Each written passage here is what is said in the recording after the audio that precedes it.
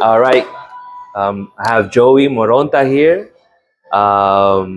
Longtime friend. We know each other for over 25 years, about 25 years. When I met you, you were 14. Also, then a little bit more than 25 years. And it's such an honor and a pleasure to be able to interview one of my friends who's a business owner, entrepreneur. And so, um, give us a little tell us some things that you do as an entrepreneur. Well, I have multiple businesses that I'm involved in. Um, I guess I kind of transitioned into what you would call an entrepreneur, right? I didn't start off like just opening my own business.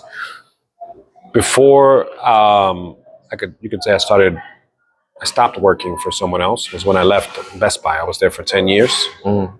um, which was probably one of the best things I did. Um, it was where I learned a lot.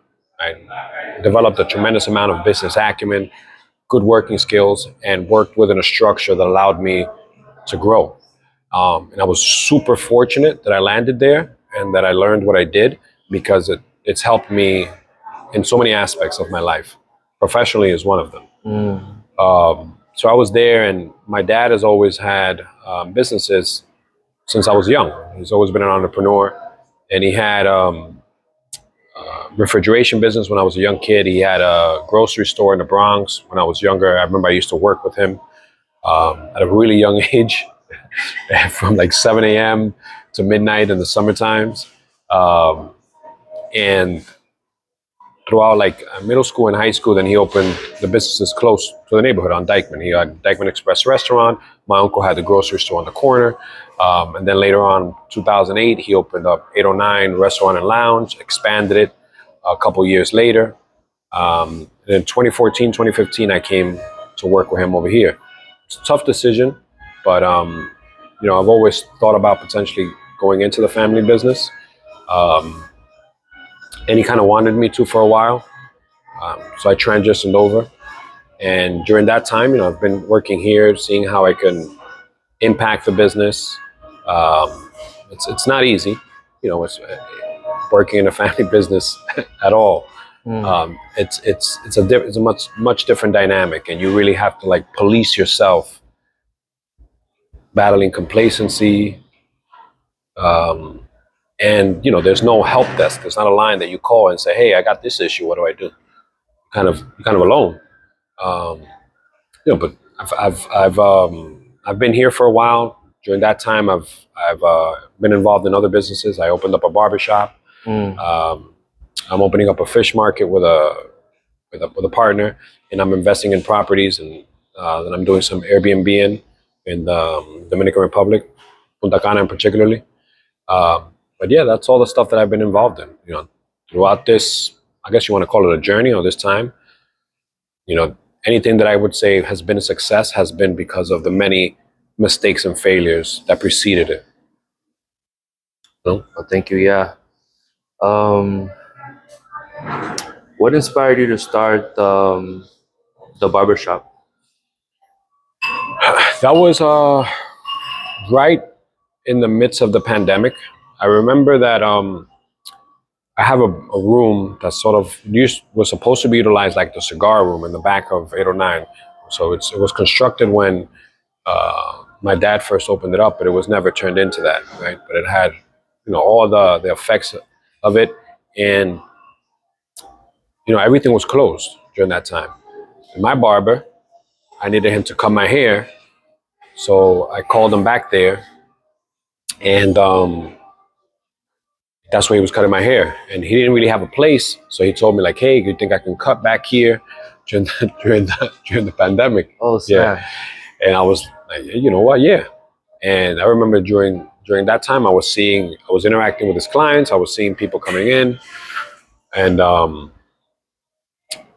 my business partner in the barbershop, who was my business partner in other businesses other things that I've invested in.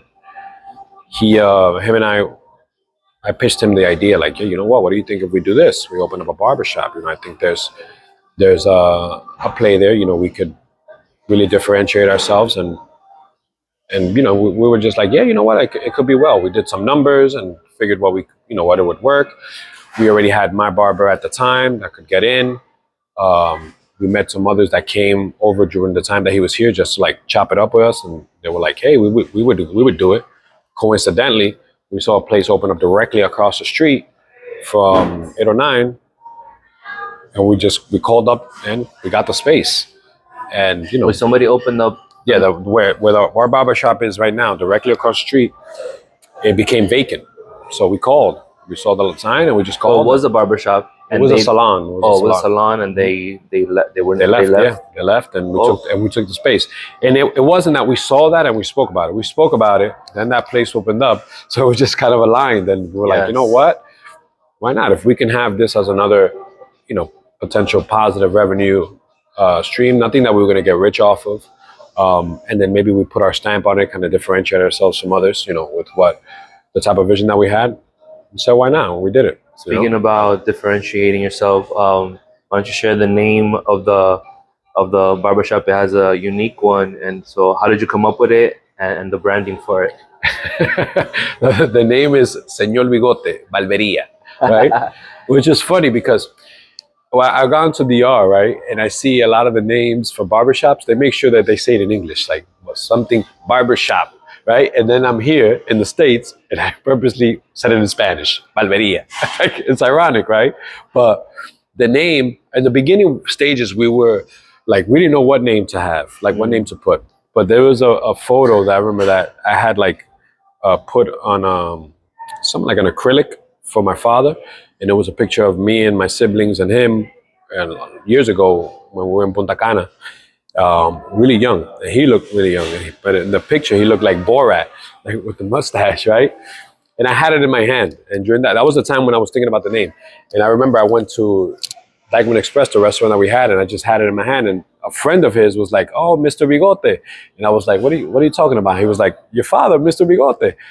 So I was like, "Mr. Bigote." Had a ring to it. And then, so then, that's where Señor Bigote came out, I think it was actually Catherine, my girlfriend, who, when I was like, Mr. Bigote, she said, Señor Bigote. And I was like, you know what, that sounds much better. And I told my partner, and he didn't even let me say anything else. He was just like, that's it. That's the one. We're not gonna mess with it. Just, that's it. That's the name. So we just named it Señor Bigote Barbería. It really does stand out, right? A lot of people comment like, "Yo, that's such a cool name. That's such a cool name." And the logo is pretty dope. I made the logo myself on like the computer, and we did some hats in the beginning stages. It was pretty cool. A lot of positive reaction from it. That's awesome. Yeah. So, what's your mission or core message, and how do you communicate that with your clients? Like across everything that I do. Like all the business that I'm involved in. I mean, all of them I would deal with clients, you can say, right? Whether directly or indirectly. However you want to really. I think the foundational thing, right, that I want to cascade or deliver, right? And I say I want to is because that's always the intent. And sometimes you fall short of that. And I don't want to come off like I'm doing this and, I'm the gold standard of what you want to produce is. But your mission, right? Yeah, what you strive for. What you want to strive for is always, and I think you're never gonna, you're gonna fail in attempting to reach, but you're gonna be on a good trajectory if you have this set. Is try to give people more than they expect, right?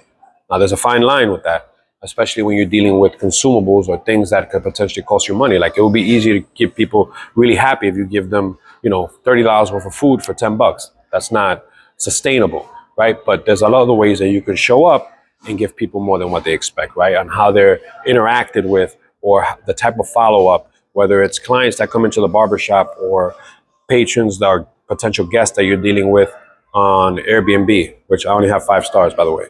I love it. I love it. You give people more than what they expect, or you're a consumer. Everybody's a consumer somewhere that and everywhere, right? If the way that you're interacted with initially, the way that they're followed up with, there's a lot of details, a lot of small things that go a long way. That sounds super cliche, I know, but if you focus or if you go for giving people more than what is expected, then I think you're in a good, you're doing well, on your whatever your mission is. That if that's the basis, the foundation, it's a good start, And I think that's at the core of whatever the heck you're doing. If you do that, deliver more than what people expect, I think that's you're on track to do something well. And with that, you can always compete with competition. Maybe sometimes price wise, some things are a steady price that are can go up or down, but you can always leave a client or customer 1,000%. mesmerized. Somebody told me something a long time ago, and this is one of the many things I picked up from the time that I worked in sales at Best Buy, and it's always stuck with me, and it's true across anything. Price is only an issue in the absence of value, right? People only have an issue with price when they don't potentially see the value in it, right? If people feel the value is there for something, then they're going to perceive it as really worth it or not, right? And there's a lot of ways you can augment value, the type of customer service that you give and everything. If you just do the bare minimum on stuff, then it's going to eat into what the value is going to be perceived as, right? Any vehicle can take you somewhere, right? But so why not just buy the cheapest one? There's other ones that have a lot more perceived value, right? So yeah. Awesome. What were some of the biggest challenges you faced in the early stages, and how did you overcome them? In the early stages, I had a lot of early stages, right? I still feel like I'm in an early stage, believe it or not, right? So you know what? Like I think the approach that because you're unique in that you have different businesses that are some of them they're not really some of them. I have an early stage in my entrepreneurial career, you can say, right? Yeah. So how do you deal with early stages in different endeavors, or however you want to? Yeah. Yeah. I think from off the bat, I would say I think about it and how I would do things differently, or what I would tell myself, right? I wouldn't care about making mistakes. I would make more sooner, right? Which I think worrying about mistakes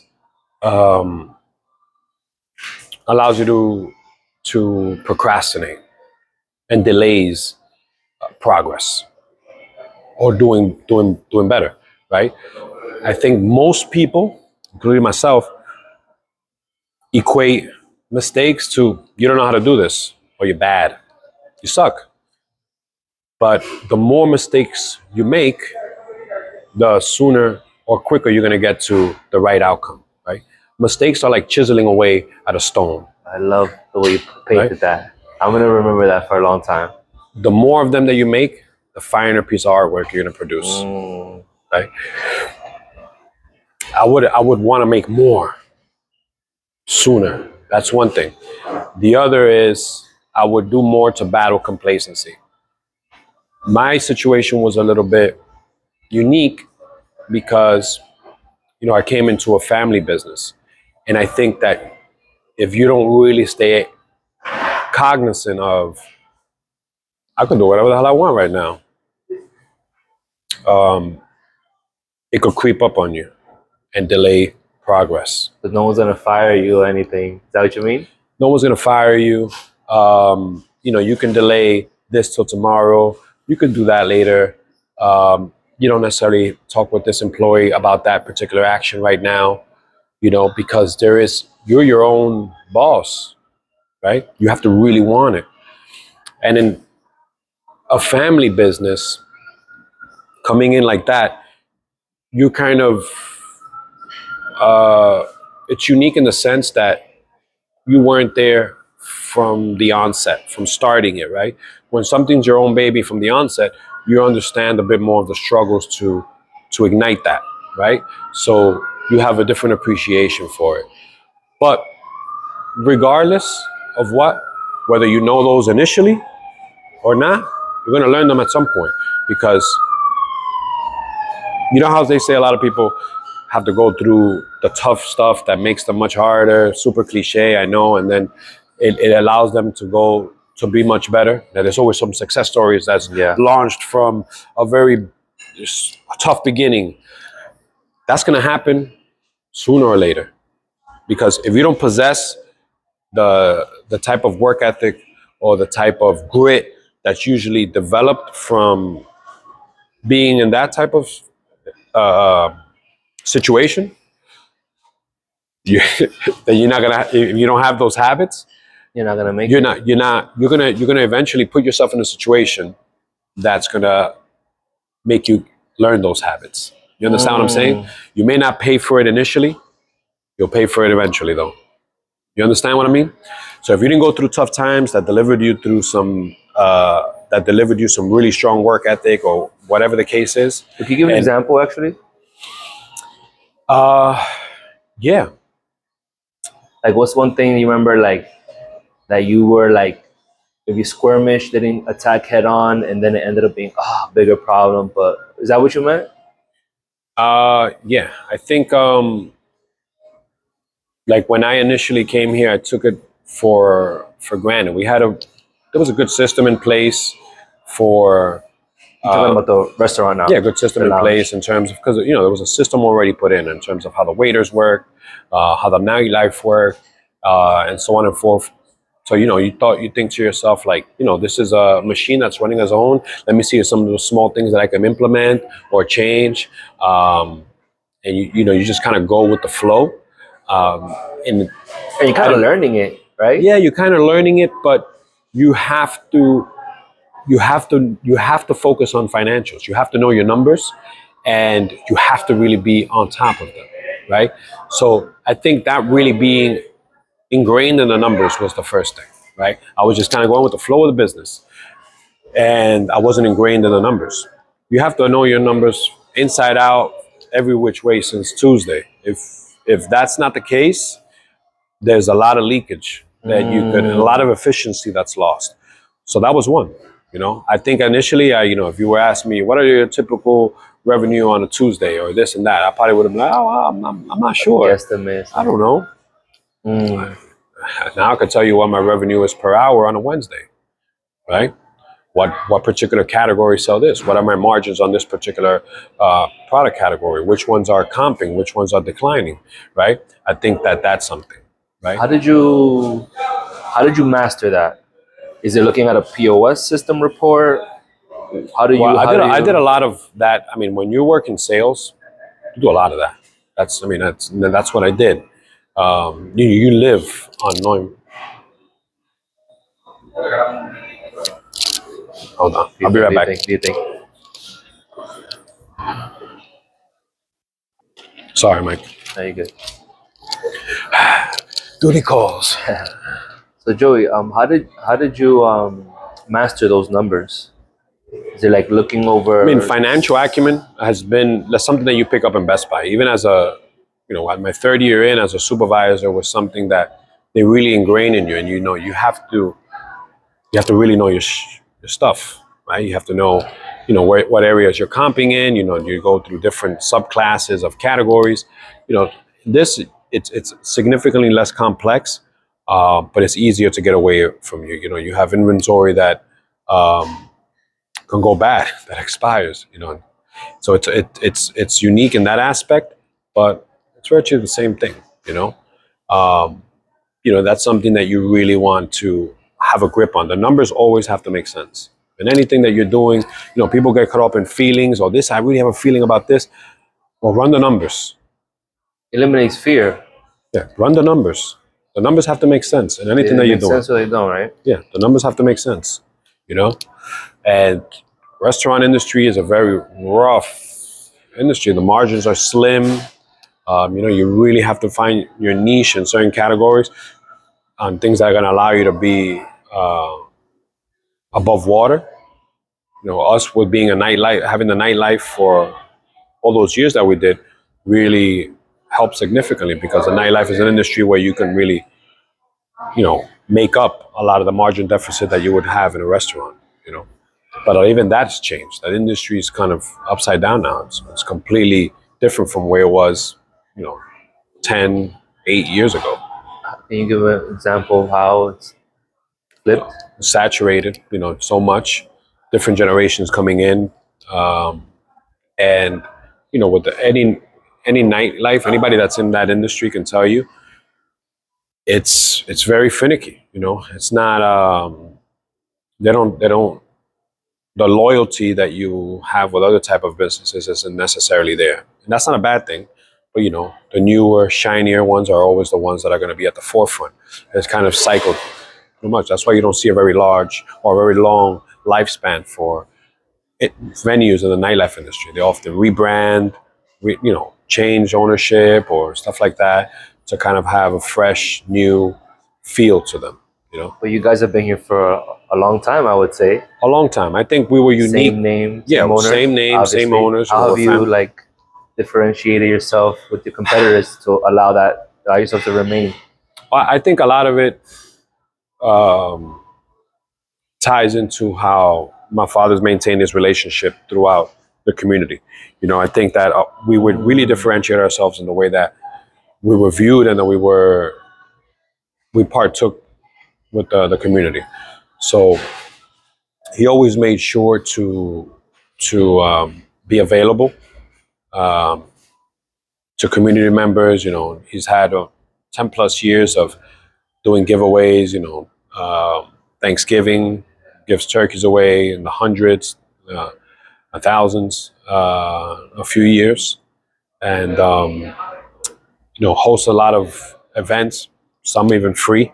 You know, I may not always be happy about those, but you know, throughout the years, you definitely see the benefits there. He's always maintained himself, you know, in the community eye, you could say. So I think that that's aided us because people have seen us more as like a mainstay, a staple in the community. You know what I mean? So it allowed us to kind of like be expected to be there. Like, you know, not like, damn, this place is still around. You know, it's kind of been a saving grace. I don't know. You could say it's been, but people have a good connection in the community with 809, and you know, we're like synonymous with the area. 1000%. You know, What's one marketing strategy that made a significant impact on the business's growth?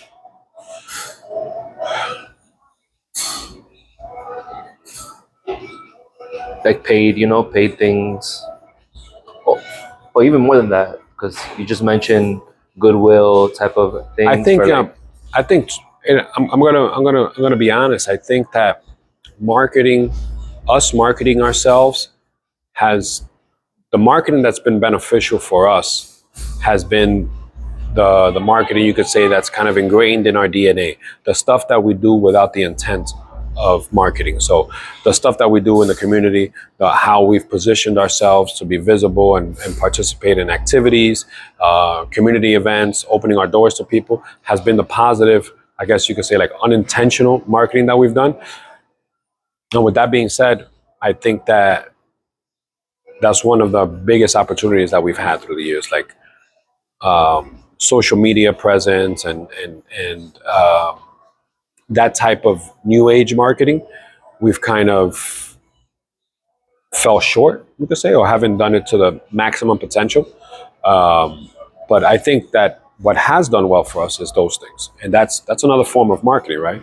Its intent wasn't necessarily for that, but it's kind of been the the word of mouth, um, people just knowing about us that has really kept us, you know, with a pulse, right, alive in the community and in people's mouths and stuff like that. Obviously, we've had stuff where, when we've had um, events, um, we've had artists and stuff like that. That's always keeps us in the people's eye. We've have a lot of celebrities that have ate here. When the In the Heights movie was going to premiere, we hosted like a premiere event here with the cast of the That's movie, cool. stuff like that. You know, we've had Vladimir Guerrero when before he was inducted into the Hall of Fame. They did a ceremony here for him. We've had Mariano Rivera here for similar stuff. Another Hall of Famer. Yeah, you know, Wow. and Yeah. and That's amazing. yeah, we've done a lot of cool things like that that has kept us,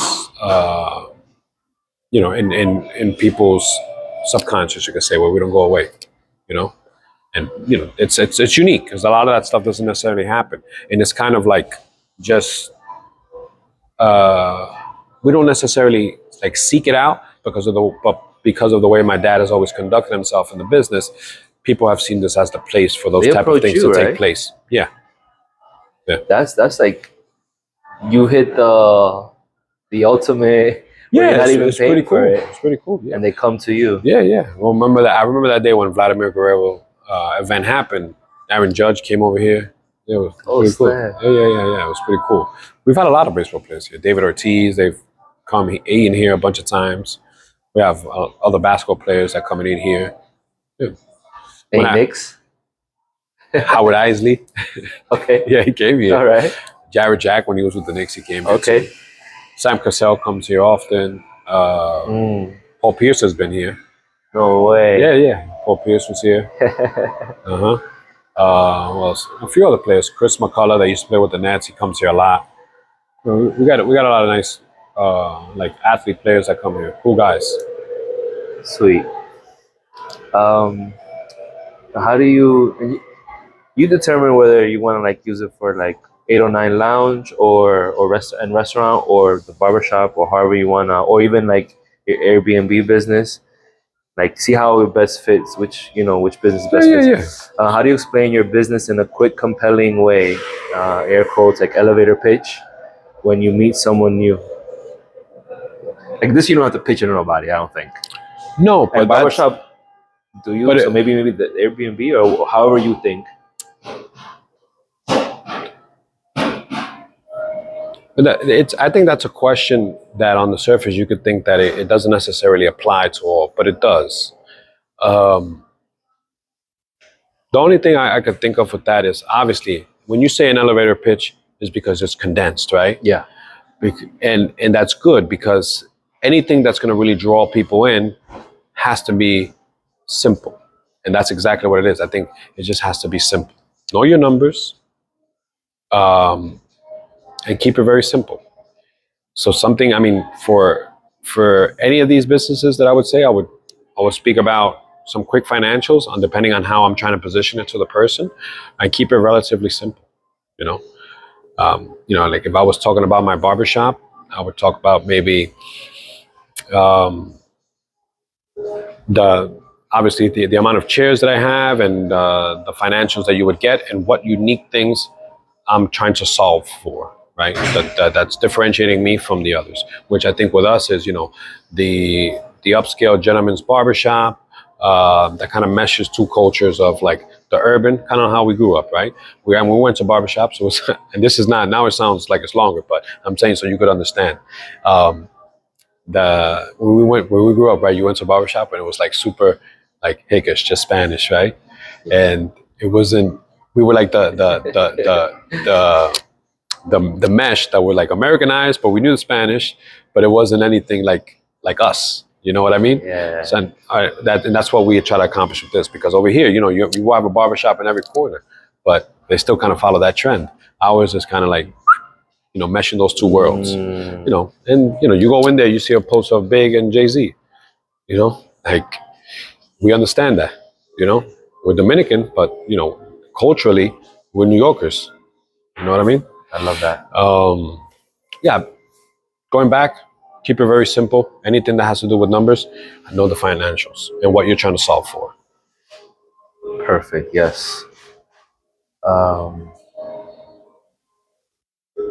Looking back, is there anything you would have done differently when starting your business? Yeah, I think we touched on that, but I would make more. I would be eager to make more mistakes, like anxious, like making as much of them as possible to get them out of the way. But let me ask you maybe a little more specific. Like when you were starting the barber shop, like was there a contact you wish you would have made sooner? Like how did you know about like where to get the chairs or finding the barbers? Like what could you have done differently when it comes to that Like to specifically? the barbershop. Yeah. Um, How long did it take you to launch? Like from idea, from making the call, like, hey, how much is this space? How much is it rent for? To like you're in there. How long did it? 3 months. 3 months? That's pretty 3 months, quick. yeah. But we did a lot of research. And I think that we did really well considering what we didn't know during that time. Like, the traditional thing was, go to the barber stores or the place that sold barber equipment and gather all your equipment and buy all this and that. Mm. And it was super expensive. Mm. Um, and not very nice looking. But we looked at a lot of shops, and you could tell a lot of people were doing the same thing. They would go to the barber shop, the barber stores, a place that sold barber equipment like stations, the mirrors, the chairs. So we were like, what the heck could we do? We even went to a few places and we saw the stuff. It was pricey. We were like, Jesus, if we do this there, it's gonna be really Take a long expensive. time to recoup it. Yeah, it's gonna be expensive. So we were like, what are our options? So we broke everything down into pieces. We bought the chairs. We found some good quality chairs. We saw them on Amazon. We bought those chairs. Then we were like, all right, what we're gonna do for what the stations where the barber is gonna put their equipment and the mirrors. Some of the things that we saw had it all together, stuff like that. And then we also wanted to make sure that we used the space with maximum efficiency. Mm. So we said, you know what? We're gonna find these pieces individually. So we scoured the internet. We found like some individual units that the barbers could put their materials, a drawer with a lock and a cabinet in the bottom. So we bought 7 of those. And we actually bought 2 more chairs that we need. I still have 2 chairs in the back here in the restaurant. And 2 extra stations, which, there's only 1 because I put it over there. And we sourced the mirrors. We got them from IKEA. So we like meal pieced together everything, made nice, and paid like a fraction of the price of what everything else was. So I think we did fairly well there with that. And I mean, with that, I think initially we probably would have had like much stronger agreements with the barbers that we got initially, because we had some things that didn't necessarily work out with the first few that we got in there, and we didn't have stuff like really panned out. We were very lenient with like the pay structure, like them paying for their chair, because they're independent. They don't work for me. They have to embody what we're trying to deliver there, right? Like the type of ambiance, customer service, and so on and so forth. But we're not their boss in the sense that we tell them when to come in or we pay them. They charge the clients and they pay for their time when they're there. Yeah, that's it. They're independent contractors, you could say. Right? I mean, we don't pay them. They work on their own. They're their own boss in that sense. But I think there we would have done that probably a little bit differently. Like the agreements then be much more direct with how we expected things to be. But you live and you learn. We learned from those mistakes, so we didn't run into that again. That's good. Just to wrap up, is there anything you want to share about your businesses, your journey, anything you want to share that I haven't asked, you want to leave the listeners and viewers?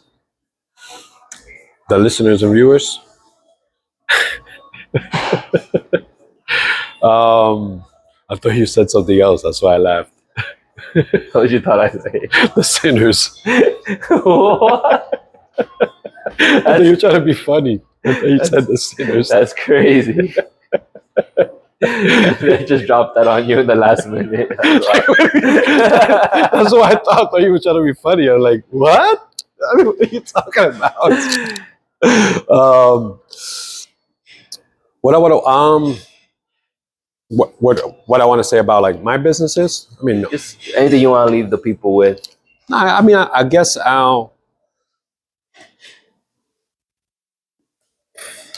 the expense of sounding like super cliche, a lot of people. We live in an age where a lot of the good stuff is put at the forefront, right? Where you see all the nice shiny things, which is great, right? I think those things should serve as motivational mechanisms for people to want to achieve more, want to do more. But I also feel like it's a big deterrent for a lot of people to want to be able to do things, because it gives sometimes it gives a false perception of reality, and it kind of keeps people at bay from wanting to achieve or seek something at the expense of looking like a novice or not knowing or making mistakes. That's not the way things work. you know, success is a journey, not a destination. Like you want to embark on that, it's not going to be pretty. Nothing worth having. And that's relative to person, right? So anything that's worth having, nothing worth having comes easy, right? And anything that comes easy, be weary. So don't expect anything that you want to accomplish that's really worth it to be easy. It's not. Embrace the difficulty in it. Make a ton of freaking mistakes. That's real life. That's how it works for real.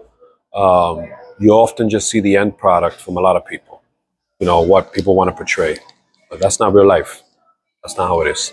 You know, Whatever it is that you want to do,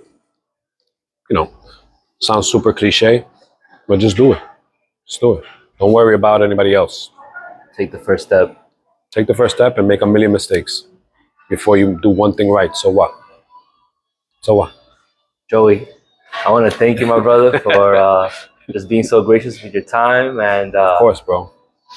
sharing, your insights. And yeah, let's get it, baby. Thanks, man. Bro. A pleasure, man.